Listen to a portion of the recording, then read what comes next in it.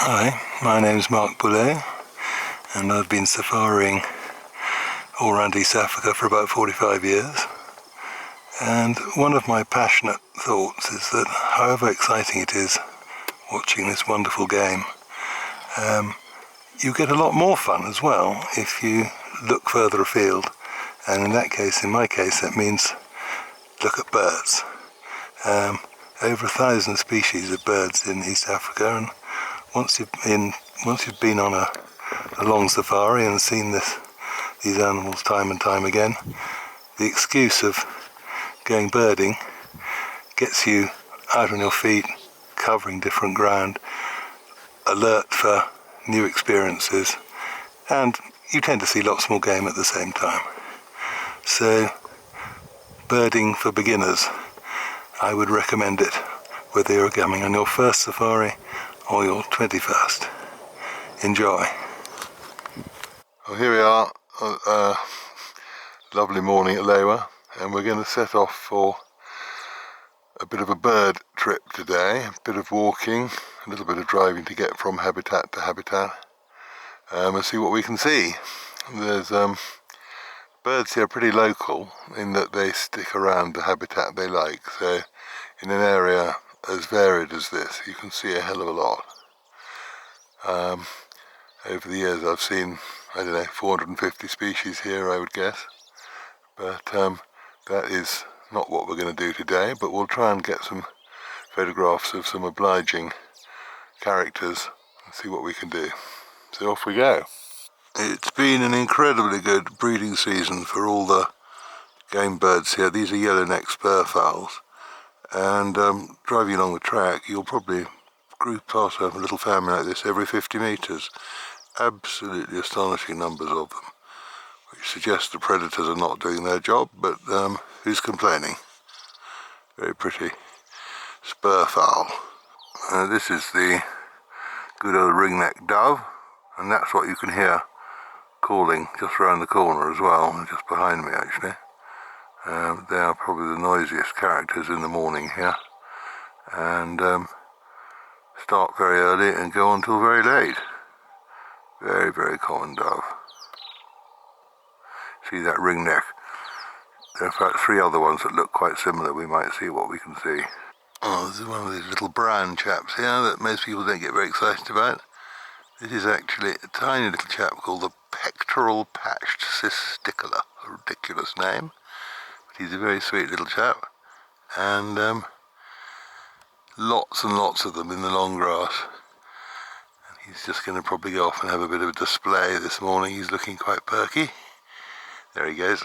Well, they're all through the grass. We see these quite a lot. These are cattle egrets, and they're normally attendant on, about 2 or 3 behind it. They're normally attendant upon buffalo or sometimes zebra. They hang around with, he's gone. When I was out walking, you occasionally come across hazards, and this character is definitely to be avoided when on foot.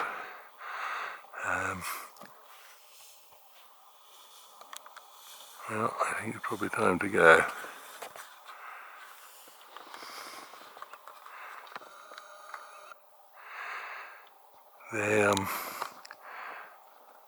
When I'm walking, I like to normally walk with the wind behind me, so you normally warn things that you're on your way, and they get out of the way.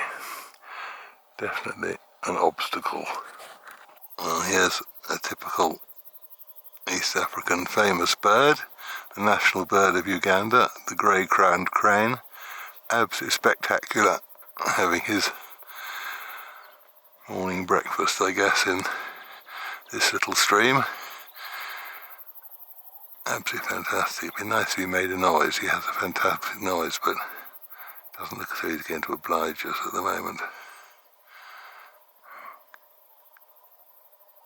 Really, really stunning. Well, I've come into some thicker bush now, which is wired off, keeps the elephants out, so we've got no elephant damage here, and we've got some really rather nice thick vegetation on the ground and some lovely trees as well. The plan here is to creep about and see if we can find some of the smaller things that live in this vegetation. I've got to be a bit careful because I just met some rangers who told me the lion were in here last night, so it's just going to be tiptoe stuff. And we might try and find something called a pearl-spotted owlet, which is a tiny owl that comes out in the day, and sometimes he responds to a call. And if he comes, he tends to bring 20 or 30 different species with him because they all like mobbing him. So let's see what we could do. Well, this is my owl call. We've already had a little bit of action. Drongos, scarlet-chested sunbirds. We'll see what we can zoom in on. See what happens. Well, we've got him calling back. Now the question is, can we see him? Something in that.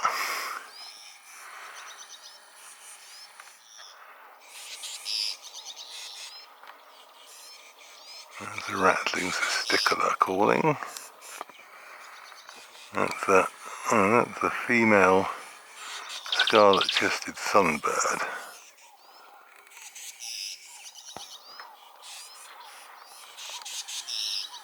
Oh, we've got all sorts of chappies in here looking for him now. That's a white-bellied tit. Looks like a petronia.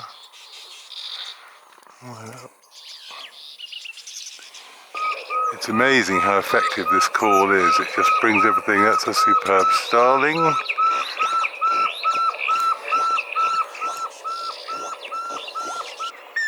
There he is.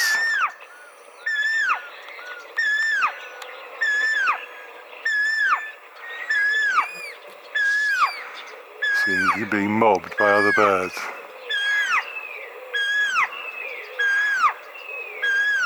He's only about the size of a sparrow, this chap.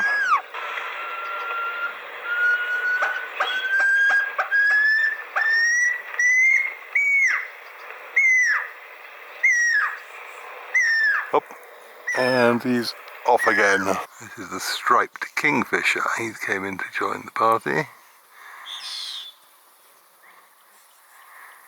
He's very blue in the back when he flies, but he's a bit dull when he's standing there. Show us your red bill at least.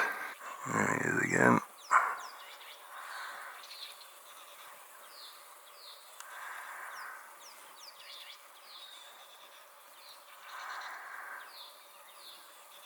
Bird is definitely not being obliging with the camera angle.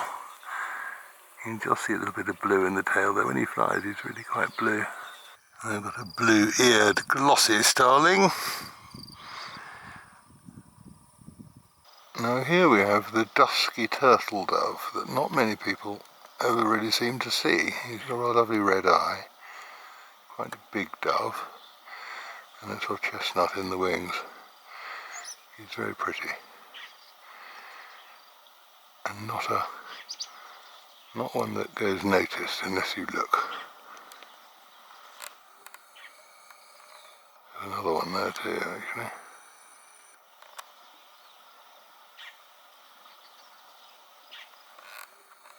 Normally found by water around here, around the edge of a little stream. Oh, the lilac-breasted rhoda, this time on the ground. I normally see them sort of perched on a branch looking for something to chase. I reckon maybe he's just scoffed something and he's having a little time out. And behind him I just saw a Hadada ibis. Where's he gone? I knew that ibis was somewhere around. There he is, very smart, very, very noisy. It's the guy that wakes everyone up in the morning standing on the roof of your house. And now he's being a bit quieter and just having a good poke about the Hadada ibis. Another very common Lewa bird on the wetlands. This is a blacksmith plover or blacksmith lapwing. And they're very black and white when they fly. They're pretty black and white on the ground actually, but they're a pretty thing and absolutely the norm when driving down any of the wet swampy bits of Lewa. Real character there. Well, this is a black-shouldered kite. They're quite shy, they don't like sort of sitting around if you want to photograph them. You normally see them flying. This chap's got very red eyes, very grey all over with just sort of black shoulder spots on the wing. You can see them there when he's flying, they're just on the shoulders alone. Awful lot of them here at the moment. I must have seen about 50 yesterday. I normally expect to see one or two. So there's obviously a passage through. Oh, I have a young white-browed cuckoo. He's not in full, nearly adult plumage. He should be a little bit whiter in the face than that. He's a little bit nervous. I'm in the car at the moment, and you can hear that fizzing going on, which you could probably hear as well, which is actually not the engine. It's my fridge with 6 cans of beer in it. So that'll be for later. The white-browed cuckoo.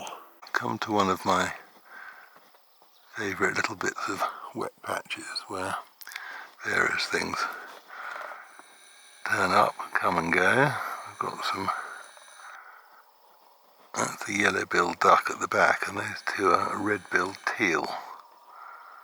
Having a nice little swim. The yellow-billed duck is bigger. And then we had a pair of Egyptian geese. And look, that's what I wanted to see. That is a juvenile black crake standing there on the edge. Annoyingly, I want to see the parent that's got a lovely red eye and a yellow beak. But he's just posing quite nicely. And we'll sit here for 5 minutes and see. Oh, there's a moorhen. That's a common moorhen. Very annoyingly, looking at this bird again, and I've looked through my binoculars, it's actually not a black crake at all, it's a juvenile moorhen, which is much less interesting. So we'll just have to live with that, and hopefully the black crake will come out shortly. We've got some black-headed herons, like sentinels overseeing the swamp here. There he is. Yellow beak, red legs and a red eye. One of my very favourite birds. They're terribly difficult to see.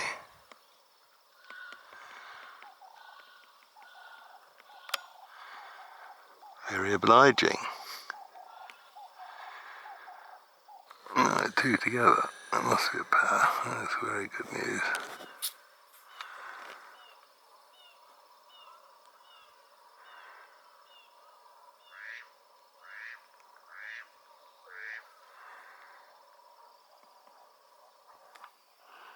They just live in the reeds and they just come out to the water's edge occasionally. I think that's probably it for now. There's geese, and we've been joined by some more geese. Quite a few more yellow-billed duck have just flown in. What have we got over there? Yeah. There's the red bills are still here. Another red yellow bill there. Well, that's a good little stop. Oh, here we have the white-bellied go-away bird. One of the stupidest names of any bird, I think. It's a turco. Where's he gone? He's gone up there now. Lost him. He's hiding up there now. I think we can probably get a better shot of him somewhere. Well, he's continuing to pose for us. He's called a go-away bird because his cousin, oh, he's gone again. His cousin, the bare-faced go-away bird, actually makes a noise like go-away, but this one doesn't. Now here we've got a very unusual bird to see. I don't know if you just saw it, he's lurking. They're absolute devils to try and photograph. called a quail finch. I'll try again. Here he is again, lurking.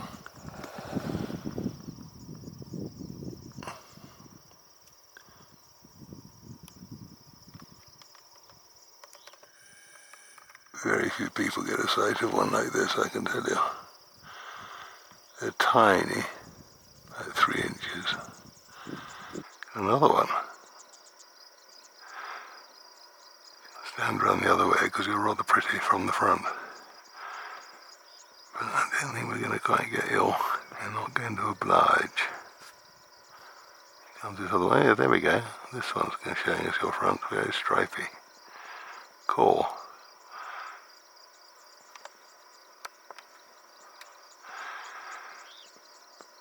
That's really rather fun. The common quail finch, which is anything but common.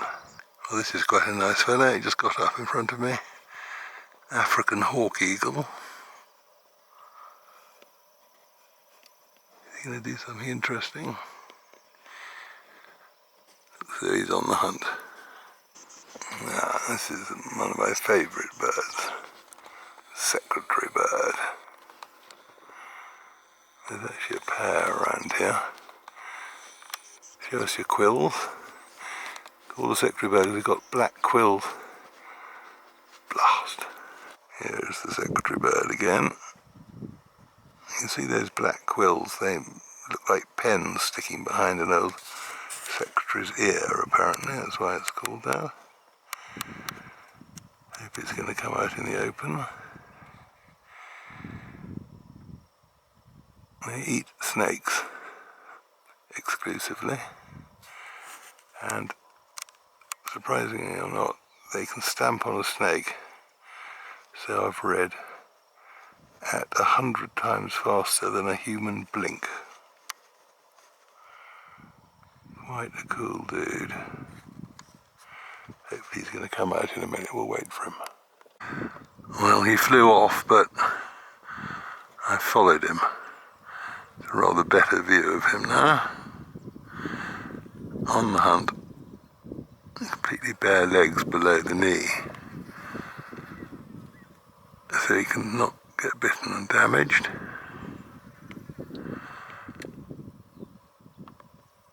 And he's on the hunt. Very, very splendid bird.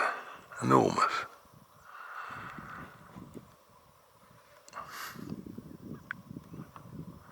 This is actually quite exciting. We have 2 of them.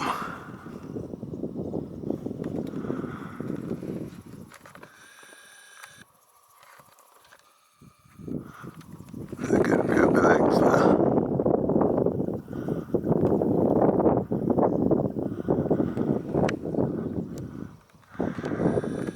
And next one coming up.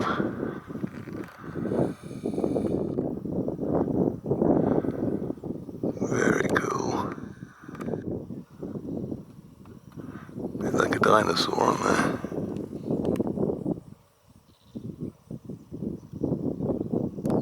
Now this is the nest, I think probably originally of a hammercop. But if you see that little head at the top there, that is a martial eagle. And I suspect that that is an adult. In fact, it is an adult, I can see from the head. Which means it must be sitting on a clutch of eggs. I can't get any closer to it, annoyingly. But it's already had one brood this year, so that means Mr. Martial Eagle is doing rather well. It's pretty much the biggest eagle that there is.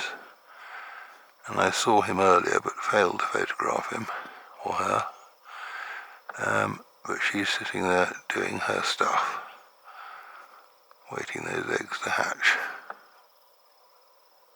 Looking at me too. Oh, here we have what used to be called a yellow-rumped seed eater. And it flies away, you might see it's called a yellow rump, but nowadays it's called Reichenau's seed eater, as people keep changing birds' names. Very common little sort of finchy, sparrowy like thing. And as his name suggests, busies around most of the time trying to find seeds to eat. I think that qualifies as a brown bird, which most people don't want to look at. This chap's a bit more colourful.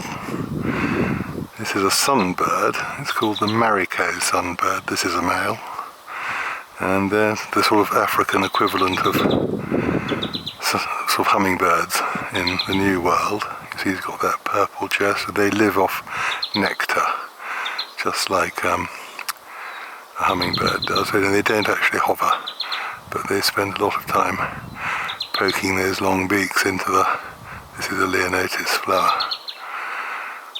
And they're very iridescent and lovely. The sun catches them and you get all sorts of different colours.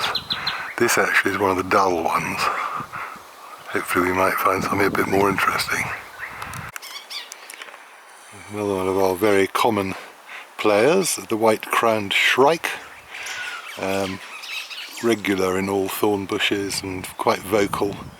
And they soar around with a very sort of smart parachuting flight quite often.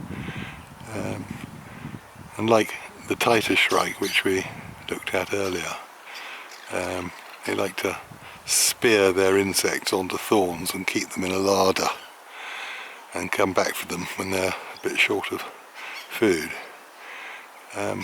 Quite noisy little chaps and very friendly, and normally you can get up pretty close to them. The white-crowned shrike.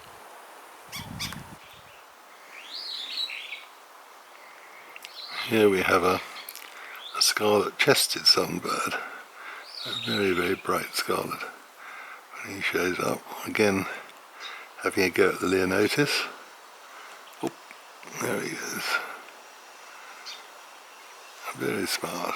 And he's got little blue flecks in that scarlet. And a green cap that shows up well.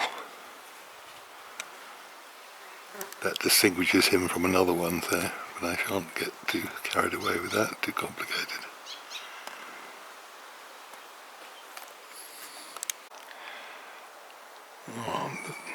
The ubiquitous and very common superb starling, which has got the most wonderful colorations. If you'll turn round it'll be even better. Orange, a white belly band. Oh, he's gone. That was very annoying of him. We'll have to get another one. Here he is back again. Very common in cultivated gardens where I am at the moment, but also out in the dry bush. Large flocks of them busying about all over the shop. Obviously contemplating what his next move is and what the hell he's thinking of.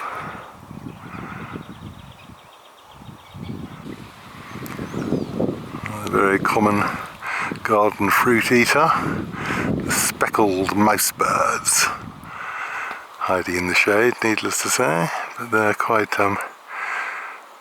they run up and down inside the bushes. They look just like mice when you just see the bodies going. The long tail's not always obvious when they're tucked away in the bush. Very common little garden bird, but also out in the bush as well. There he is. This is a female of the red-cheeked cordon bleu, and annoyingly, of course, he doesn't have a red cheek because only the male does. But the male's lurking somewhere. We'll see if we can get him. Here's the male. I thought he wouldn't be far. Definitely red cheeks. The red-cheeked cordon bleu, a tiny little finchy thing. Well, it's afternoon now, and most birds tend to have a rest in the middle of the day, and I'm heading out by car to find another bit of ground we haven't been to. But as you can see, all these guinea fowl, most of them are tucked away in the shade, blocking the road. Some of the more stupid ones are standing in the sun, getting rather hot. It is pretty hot now, about 4 o'clock, 4:30, and what tends to happen is birds tend to, like game, shut down in the middle of the day. Between 11 and 3, 11 and 4, you really see very little. But around 4 o'clock, you start getting a little bit of activity again. And these guys are blocking my road, but they're going to move over fairly shortly. The helmeted guinea fowl, the only really one that we get here on Lewa. Well, they're being pretty obliging. They didn't really want to run away, so I thought I'd creep up a bit closer on them. I obviously like their bit of shade here. Normally they run like hell, and once one goes they go off like a load of dervishes. I don't know whether this qualifies as an obstacle or a hazard, but when you're walking on this grass you want to keep a nice good distance away from these chaps. I mean, they'll probably run away, but they've got sharp bits at the front and they're very, very fast, and they can be quite bad-tempered. This is definitely another avoid. It's slightly annoying because I quite like to look at the oxpeckers, which sit on their backs quite often, and there are two types, and there are a few hovering around here, but I'm only going to go so close. There's one there, perched there rather nicely. Looks like a red bill. My camera's not that good. But it's a good source of another one there on the back of that one. Good source of oxpeckers, a nice herd of resting buffalo. Really beautiful sight. Look at this guy pretending to be a log. This is rather a nice hammerkop, which is a type of heron, but as its name suggests, its head's quite the shape of a hammer, and quite well cammed up, pretending he was just a branch there.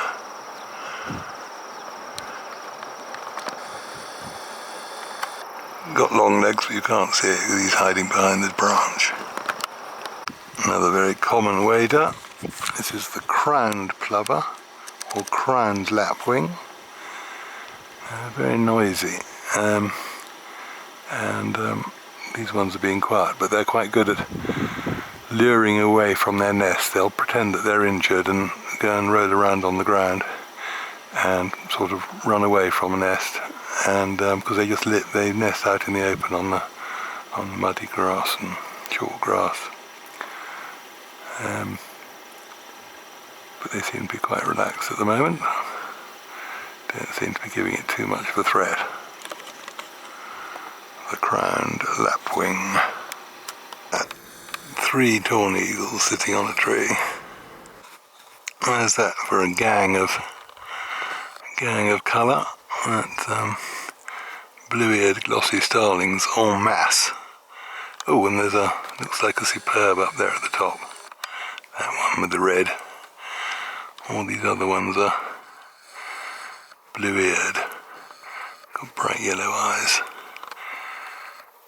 and they tend to get together like this towards the evening, and then they all go off and roost together. And that's exactly what they're planning to do, I guess.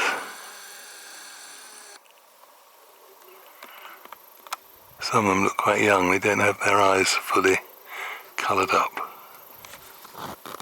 Look at this chap. Oh my goodness, we're lucky to see him.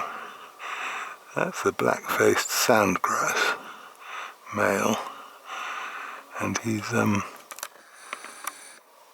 looking very smart in the evening light.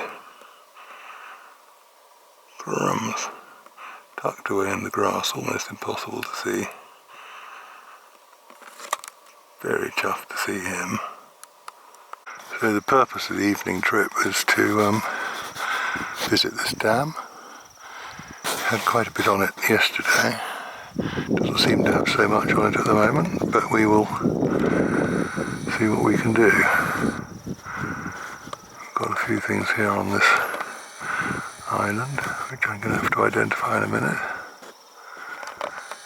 Pink-backed pelican, yellow-billed stork, spoonbill, African spoonbill, cattle egrets, I'll try and creep up on some of these and get some decent shots. That might well be a crocodile. It is a crocodile. No, it's not, it's a hippo. I can't see very well through the camera. This dam dries out in the summer, and when it fills up after the rains, you normally have a couple of hippo in here, and sometimes there's a large crocodile. The sun's in the wrong place at the moment, but we will have a look, see what we can see. These really are quite unusual here. These are great white pelicans, which I don't see them here at all often. They're rather a long way away, I'm afraid. And we're going to see if we can get them with the sun in the right direction, because the sun's already spoiling this shot. But, wonderful birds. They're absolutely enormous. Very cool. Now I've got to decide. I think these actually are young great whites. I don't think they are pink-backed pelicans.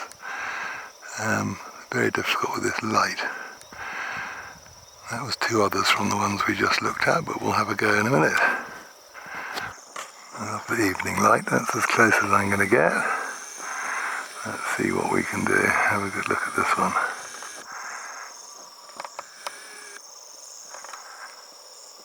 That's the great white. It's an Egyptian goose. More Egyptian geese. Another Egyptian goose. More Egyptian geese. And there's the other adult pelican who's decided to go away from me. Fishing.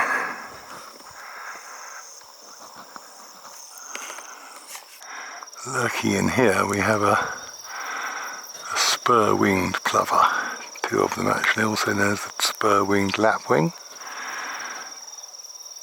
Very similar to that crowned and the blacksmith. And these ones like drier ground, even though they need a bit of water. They're looking quite nervous. They don't like me creeping up on them, but just behind them a couple of black-headed herons, which are rather lovely in the evening light, doing their stuff, looking for fish. And here are our lapwings.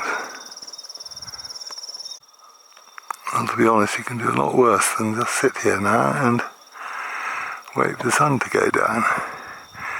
You never know what's going to appear.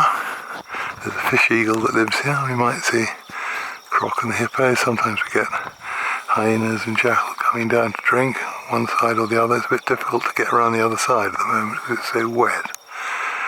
But we shall see what we shall see. Nothing is coming very close for photography, but it's just an awfully nice place to be sitting. There's that spoonbill you can see quite well now. See that big spatulate bill? The egrets are still there. Reed cormorants. Egyptian goose. Extremely common bird. There are those pelicans again. I'm going to have a good hunt to see if I can find the crocodile. Now we've got a pied kingfisher hunting here. There he goes, he's going to land on that tree rather a long way away. He may come back. I don't know if you can see him just perched in the middle there, black and white kingfisher. One of the few kingfishers that actually eat fish in Africa. A lot of our ones don't, they eat insects. Well, dusk is going to happen pretty fast now.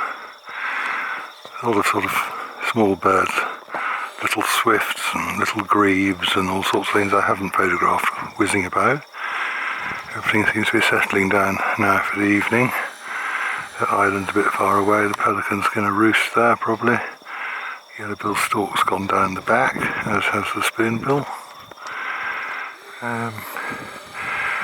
But pretty good fun, you know. One could come all the way out here to try and find a hippo, which is, we'll try and photograph in a minute. He's a long way away.